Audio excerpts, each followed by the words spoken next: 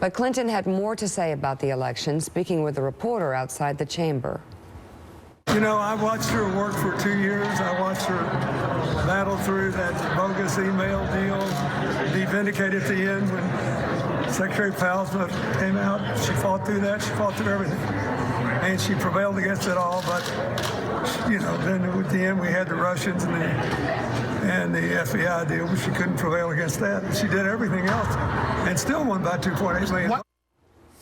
And some more recent venting from the former president. Earlier this month, Bill Clinton spoke with the Record Review, a small weekly newspaper near the Clintons' home in Chappaqua, while the former president browsed at a local bookstore. In the comments obtained by Politico, Clinton acknowledged he received a phone call from Trump on the day after the election, and that the Manhattan billionaire was strangely cordial, quote, like it was 15 years ago. Of the new president, Clinton said Trump doesn't know much. But one thing he does know is how to get angry white men to vote for him. He also addressed suspected Russian cyber attacks damaging his wife's candidacy, saying you would need to have a single-digit IQ not to recognize what was going on. And he took a dig at Trump's win, asking, landslide? I got something like 370 electoral votes, correctly recalling his 1992 total. That was a landslide. He also said we're living in a new world, a post-truth era where facts don't matter. God. Joe. Oh, my God. Oh, my God. This coming, Mika, from the man who said it depends on what your definition of is. I would ask, has he no shame? But he proved decades ago that he didn't. And as Mark and I were saying earlier, if they would just get out of the way, then and be gracious about this, there would be people carrying their water. But Harold Ford, for Bill Clinton to say that Trump only knew how to get angry white men voting for him ignores a couple of facts. The first fact is that if Hillary Clinton would have carried Barack Obama's, carried the same people that Barack Obama carried among these, quote, angry white men, she would have been elected. But they switched from Obama to Trump.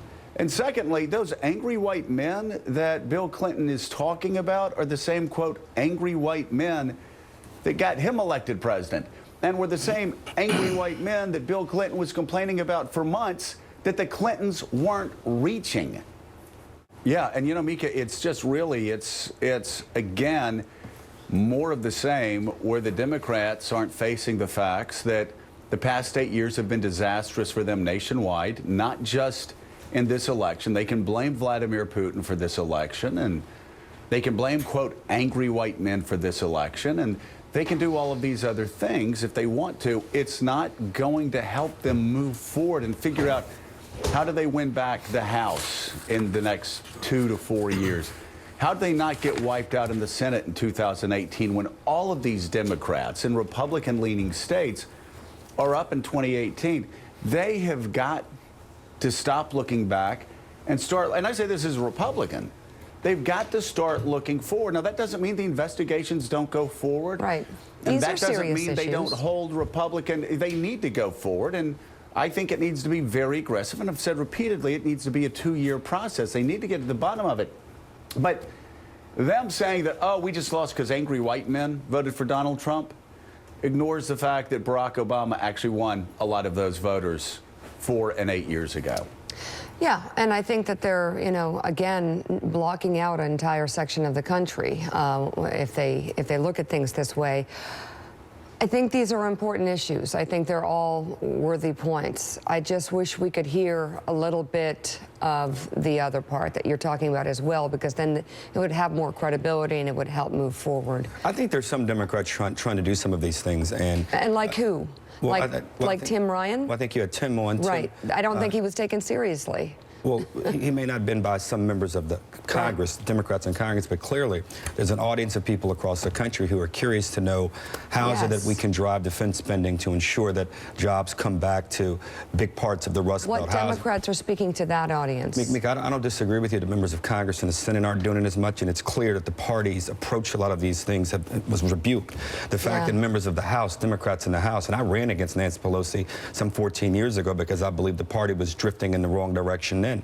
It's obvious that a lot of what's happening in the House amongst Democrats there, they're oblivious in large part to what's happening across the country. That doesn't mean we abandon whom we are, but we certainly have to rethink how we're approaching these issues. And Tim is certainly, I think, one of those leaders. I think there are governors across the country. I think there's some state senators and state reps who are looking at running for governor who have to be courageous and have to understand they need to step even outside of the rhetorical tent that some Democrats, including Washington Democrats, want to put them in. So there's some trying. We need a bigger effort, but some are trying. Is there a Clinton club, or what is it that, why can't Time for the Clintons to go home.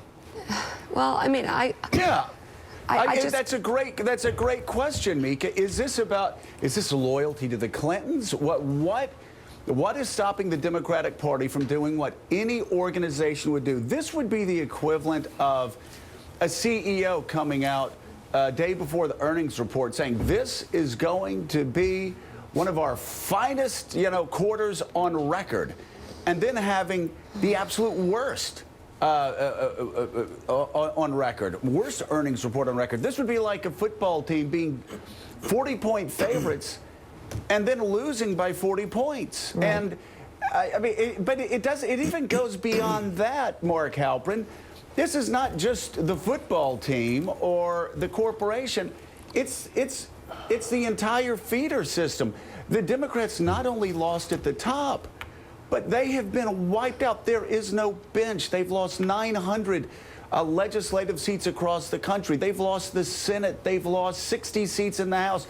They're at the low point since 1928. And nobody in this blankety-blank party can look forward. You can do two things at once. You can say, we're going to get to the bottom of Vladimir Putin, and it's really, really bad that we not only ran the worst presidential campaign in modern history, and here's how we ran the worst one in history, but we never saw what happened in the Senate coming and what happened in the governorships coming. And there is no reflection that people will tweet, oh, well, we're doing two things at once. No, as Mika said, who are the leaders of the Democratic Party that are actually saying we have let Democrats and America and the world down? Yeah, it takes money and ideas, and it takes personality. It takes an understanding of the media. It takes an understanding of what Donald Trump's potential is. But what it really takes is a ferocious desire to be someone who puts the party on your back and tries to fix it and change it and modernize it. And you take someone like Elizabeth Warren or Bernie Sanders or some of the Democratic governors, they're all interested in that project, but they're busy.